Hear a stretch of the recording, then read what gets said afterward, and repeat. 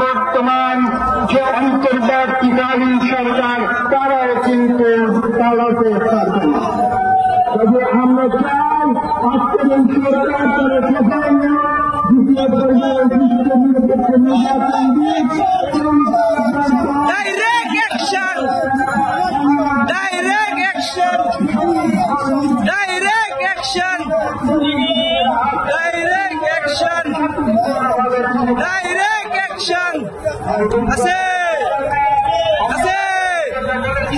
Khaleda Jia Khaleda Jia Khaleda Rahman